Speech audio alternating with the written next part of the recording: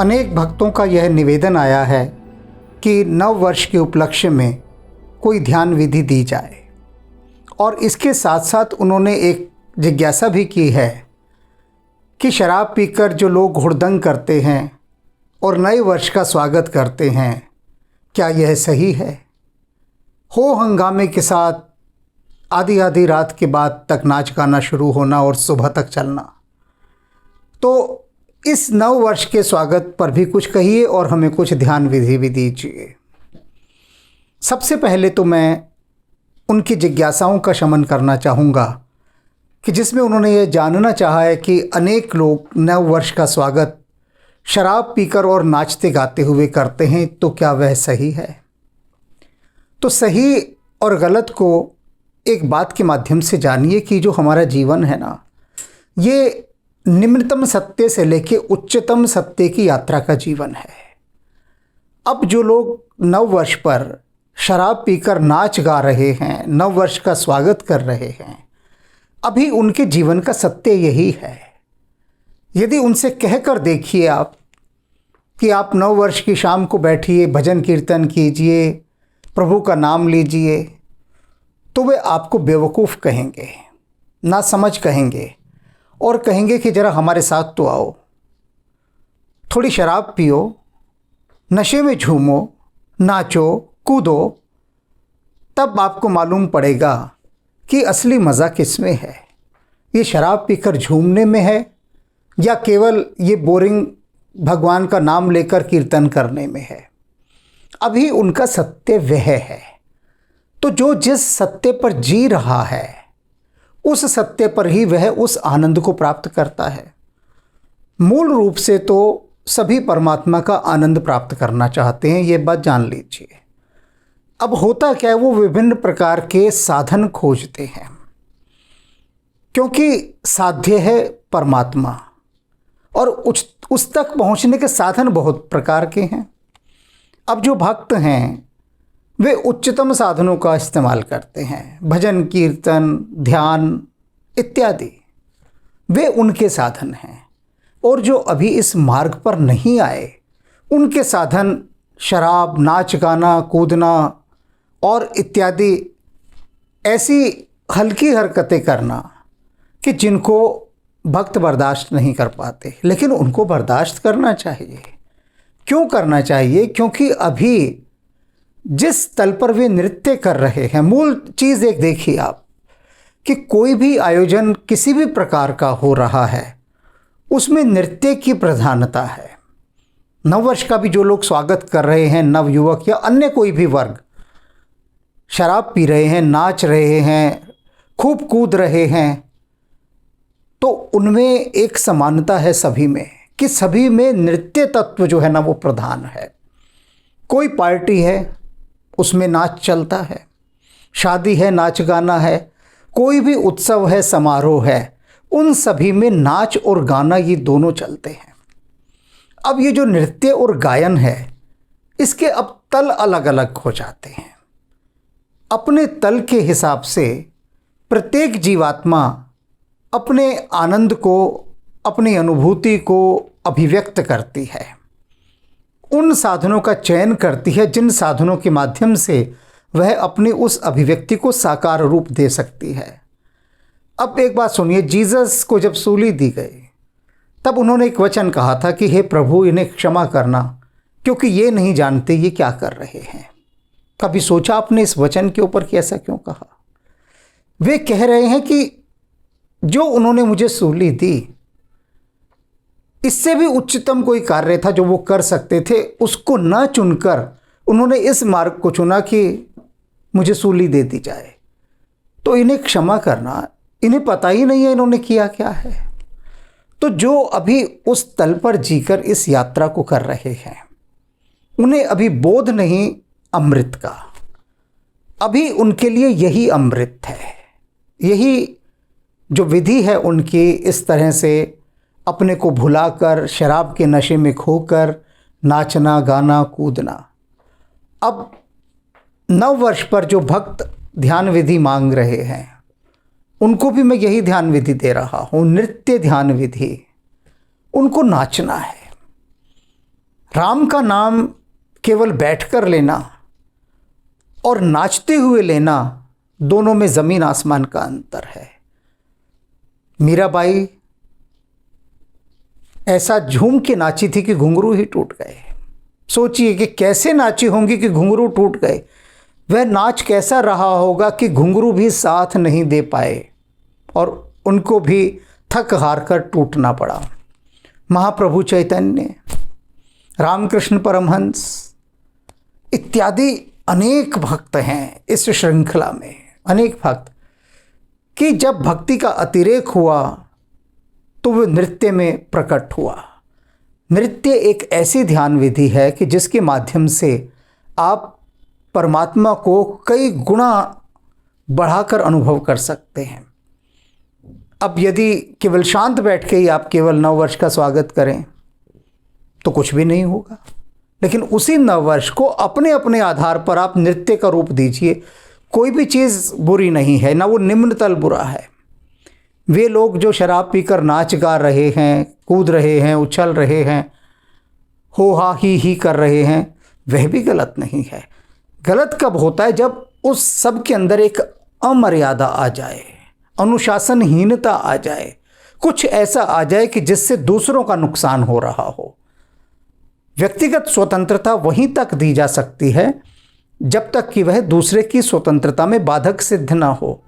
यदि उनकी व्यक्तिगत स्वतंत्रता उनको शराब पीने तक ही सीमित रख रही है, नाच गाने तक रख रही है और उसके माध्यम से वे अपने को, अपनी खुशी को अभिव्यक्त कर रहे हैं, तो ठीक है, उनका भी सम्मान होना चाहिए।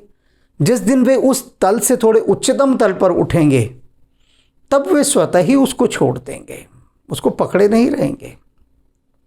उसी प्रकार से नहीं पकड़े रहेंगे जिस प्रकार से जो भक्त कोटि के इस समय सज्जन हैं, उनको ये चीज़ें रुचिकर नहीं लगती। इसलिए नहीं लगती क्योंकि उस फेज से वो गुजर कर आ चुके हैं। कोई ये ना समझे कि हमने तो जीवन में कभी शराब ही नहीं पी, हमने तो कभी हो हुड़दंग किया ही नहीं, तो आप यह कैसे कह रहे हैं कि हम उस फेज से गुजर कर आए हैं?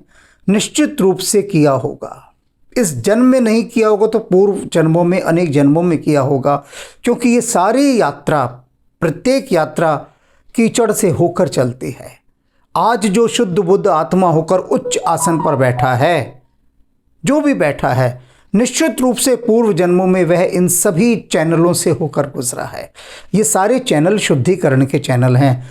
कोई ना कोई, हम भी कभी उस तल पर रहे होंगे जब हम भी शराब पीकर नाचे होंगे, कूदे होंगे, गाए होंगे, लेकिन धीरे धीरे विकास की यात्रा में करते करते वो सब पीछे छूट गया। आप क्या समझते हैं कि जो जौहरी की दुकान पर हीरा रखा है और जो टकसाल पर कोयला रखा है, दोनों में कोई फर्क है? वही हीरा जो जौहरी की दुकान पर है वही कल तक कोयला था, लेकिन करोड़ों वर्षों की यात्रा में उसका शुद्धिकरण होता गया और एक ऐसी स्थिति आई कि वो कार्बन, हीरा तो हम बोलते हैं, वैज्ञानिक भाषा में उसको कार्बन कहते हैं, कि वो इतना परिष्कृत हो गया, इतना शुद्ध हो गया कि वो सिर पर धारण करने योग्य हो गया, देवताओं को चढ़ाने योग्य हो गया। उसका मूल्य अनमोल हो गया। हीरे का मोल अनमोल है। वो हीरा क्या था? कल तक कोयला ही था। तो इस बारे में दूसरों की भर्त्सना ना करें कि कोई शराब पी रहा है, नाच रहा है, गा रहा है। ठीक है, यदि मर्यादित होकर वह यह सब कर रहा है तो उसको अभी इस तल पर जीना है, वो उसका फेस है। जैसे गाड़ी किसी गियर में चलती है ना, तो वो गाड़ी अभी उसके फर्स्ट गियर में चल रही है, तो गियर जब चेंज होगा, सेकंड गियर, थर्ड गियर, फिर टॉप गियर, तो टॉप गियर पर गाड़ी एक अलग ढंग से चलती है।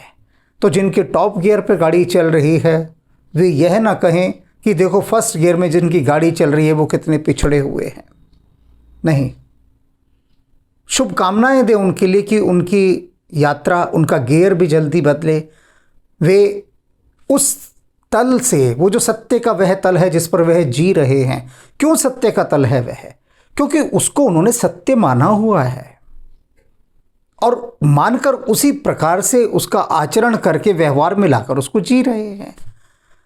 आप सभी एक ध्यान विधि जो आज मैं दे रहा हूँ नव वर्ष पर, नृत्य ध्यान विधि, कभी भी, कहीं भी, किसी भी समय, घर पर, बाहर, आप नाचिए, किसी भी कारण से नाचिए, चाहे भगवान के नाम पर नाचिए या किसी और नाम पर नाचिए, लेकिन वो जो नाचना है वो सारा लगेगा जाकर परमात्मा को ही।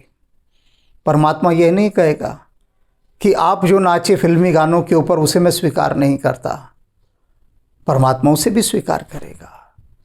परमात्मा यही नहीं कहेगा कि अरे आप तो कनस्तर बज रहा था उस पर ही नाच लिए, परमात्मा उसको भी स्वीकार करेगा। सर्व स्वीकार का नाम ही परमात्मा है। परमात्मा हर रूप में आपकी हाजिरी को स्वीकार करेगा।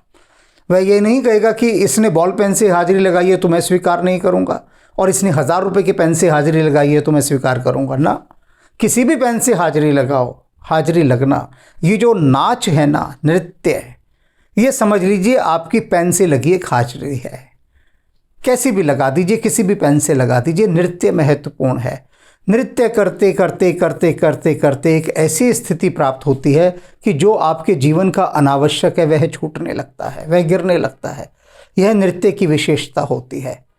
नृत्य ऐसा ही है जैसे कि सूप के अंदर अनाज को उछाला जाता है, तो जितनी बार अनाज उछलता है उतनी बार उसका कूड़ा बाहर गिरता है, उतनी बार बाहर गिरता है। और एक स्थिति ऐसी आती है कि कोई कूड़ा अड़ंगा तिनका कुछ नहीं रहता, सिर्फ उस छाछ के अंदर, उस सूप के अंदर सिर्फ अनाज ही अनाज रह जाता है। तो इस नाच को जीवन में अपनाइए। एक दिन में एक बार तो आपको नाचना ही चाहिए, चाहे कारण से नाचें, अकारण नाचें, किसी भी रूप में नाचें, किसी भी चीज़ पर नाचें। कोई चीज़ ना हो तो बिना किसी चीज़ पर नाचें, स्वयं गुनगुना कर नाचें। ये जीवन में नृत्य आ जाए। जिस दिन जीवन में नाच आ जाएगा ना, उस दिन उस नाच के ऑरा के अंदर, उसके आभा मंडल के अंदर कोई चिंता भी नहीं आएगी। कोई समस्या हो, थोड़ा नाचना शुरू कर दीजिए और देखिए समस्या अपने आप ही घुलती जाएगी। तो आज इस नव वर्ष के अवसर पर पूरे 365 दिन चलने वाली ये ध्यान विधि, नृत्य ध्यान विधि, इस ध्यान विधि को जीवन में, और संकोच मत कीजिए, अगर नाचने का मन कर रहा है, कहीं भी कोई भी अवस्था है, नाच लीजिए। लोग पागल ही तो कहेंगे ना, कोई बात नहीं।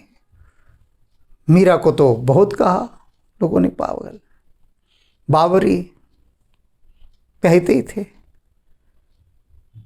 ही थे सब मीरा को बावरी, और मीरा स्वयं कहती थी कि मैं तो बावरी कहलाती हूँ। तो ये जो बावरापन है ना, यही मूल्यवान है, इसी का सारा मूल्य है। तो थोड़ी देर के लिए, अब ये जो जिनकी बात लोग करते हैं कि शराब पीकर नाच रहे हैं, वो भी थोड़ी देर के लिए बावले हो जाना चाहते हैं।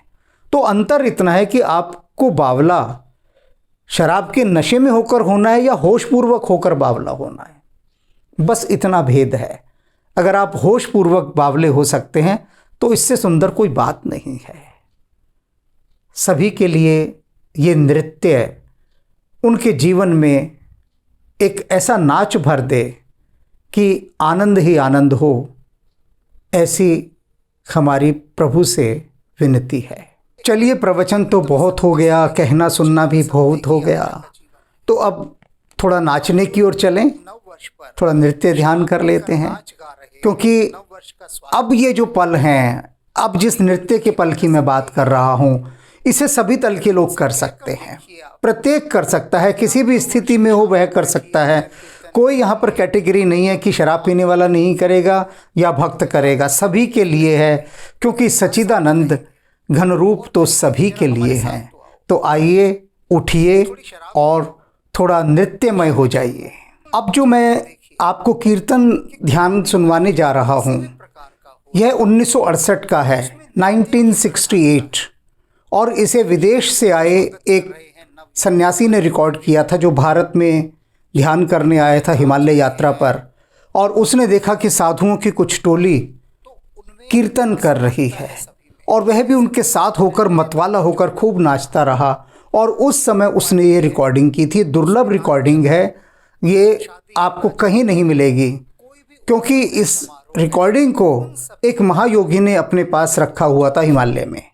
तो उन महायोगी ने मुझे ये रिकॉर्डिंग दी है, और ये रिकॉर्डिंग एक दुर्लभ और अद्भुत रिकॉर्डिंग है उस समय के उन यायावर सन्यासियों की जो प्रभु के नाम का कीर्तन करते हुए निकलते थे।